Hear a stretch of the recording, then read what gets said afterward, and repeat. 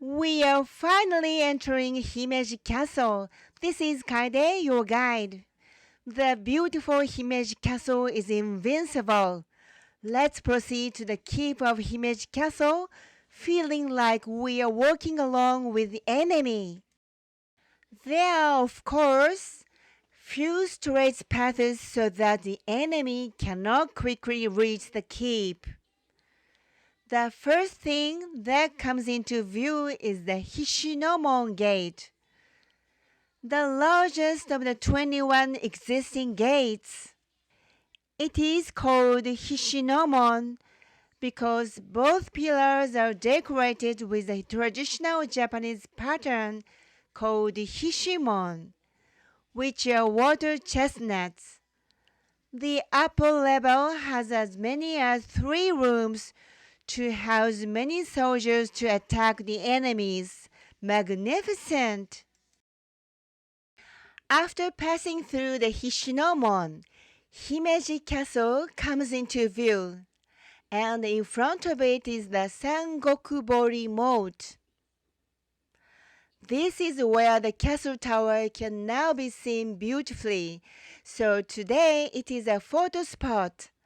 But it was originally strategically created to secure water when the castle was under siege. Originally, there was a moat surrounding the castle keep here as well, but when it was renovated in 1600, they changed the moat into this pond. It stores water that comes from underground. If you were the enemy, would you go to the right? Do you go left? While you are lost here for a moment, you'll be attacked and dropped into the moat.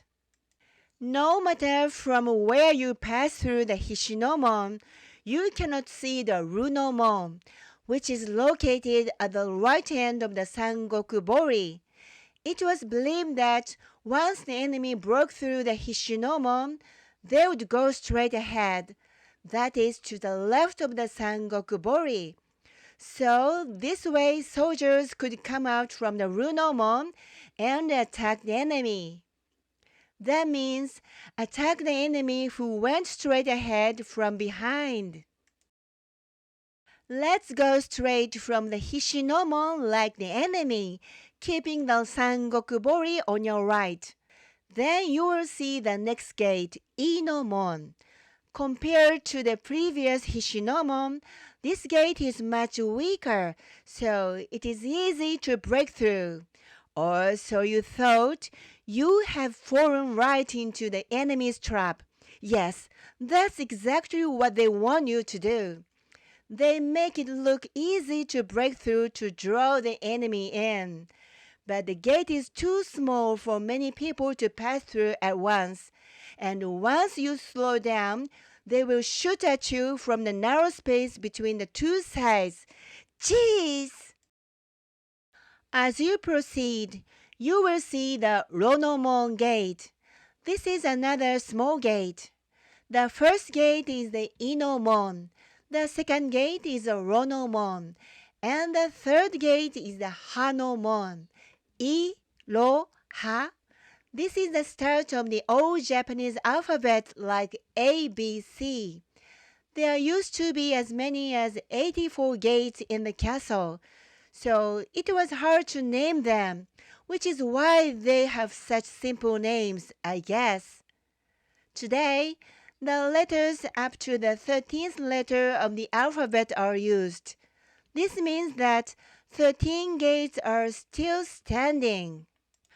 After passing the Ronomon Gate, you will see a slight uphill slope, and on the wall on the right side, you will see round, triangular, and square holes.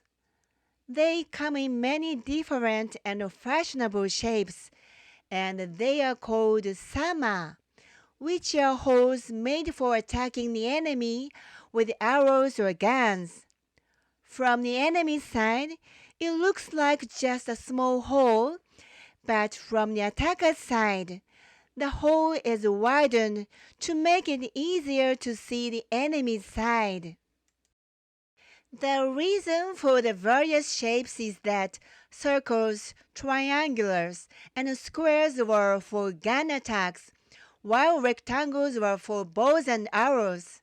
And it seems that the differently shaped holes also made it easier to divide the troops into round troops, triangular troops, and so on. Today, there are only 997 holes left, but there used to be 3,125. Oh, and don't forget to look at the family crest on the walls. Also, the keep looks beautiful from this hill. The view from here is so beautiful that it is often used for filming dramas and movies. We arrived at massive Hanomon Gate. Now that we are getting closer to the keep, our defenses are up. Watch out! There's a stone drop at the door from where stones are dropped on top of the enemy. Moreover, in case of emergencies, the gate can be closed by collapsing the stone walls on both sides. And look at the cornerstone on the lower right of the gate. There is one stone that is hexagonal in shape, right? In fact, this was originally a stone lantern. In ancient times, there were many burial mounds of powerful families in this area, and in the Middle Ages, there was also a temple. The castle needed a lot of stones to be built, so they used stones from this place. That is also why there is a sarcophagus that I will show you later. The road is gradually getting narrower. After passing the Hanomon Gate, the road is made to make a U-turn. It's scary because the enemy can't see what's ahead, and you don't know how many attackers there are. Yes, it is a psychological strategy. If we can get through this part of the U-turn, you are finally facing the keep.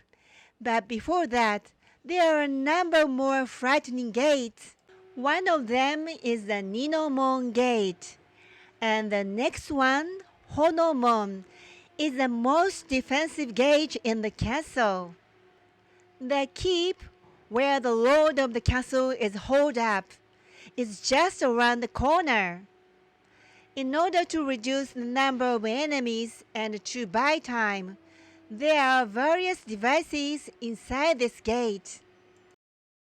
The gate is narrow, and the pillars, which used to be made of wood, are now covered with steel plates for fire protection. And the ceiling is so low that it is a challenge to get through here with a long spear. Even if they could pass under the gate, the ceiling would open and they would be attacked from above. The road is also crooked in the gate. I don't even know what's ahead of me, and it's scary to go through this gate. It would be an enemy. Once you go through the Ninomon, the next step is the Honomon. Huh? It looks so small and adorable, and so it should be. Here, the enemy unable to pass through the Honomon and stuck between the Ninomon and the Honomon gates can be attacked from above.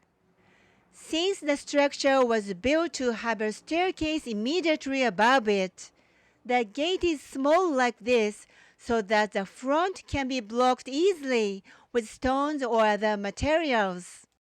After passing the Honomon gate, the castle keep is right in front of you. Okay, keep going straight. Whoops, you just fell for a trap again. The shortcut is this way. The path is hidden behind this oil wall. It really is much shorter to go through this hidden water first gate. This oil wall is different in color from the other walls, right? It is one of the oldest walls in the castle. Before going through the water first gate, let's look at the stone wall.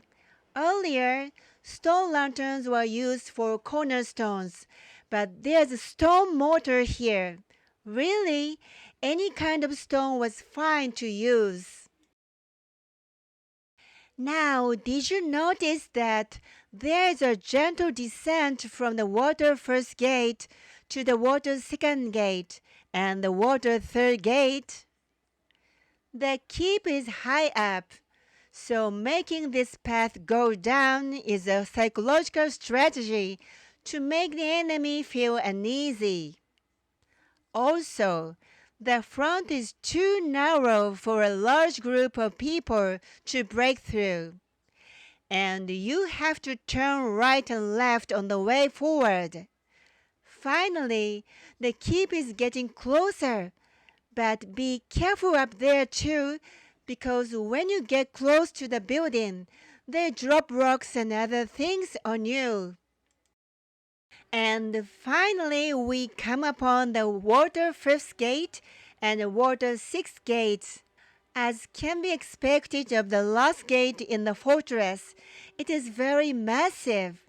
It is an iron gate, and if it were closed, it would be very difficult to break through. Once you made it through safely, I'll be waiting for you inside.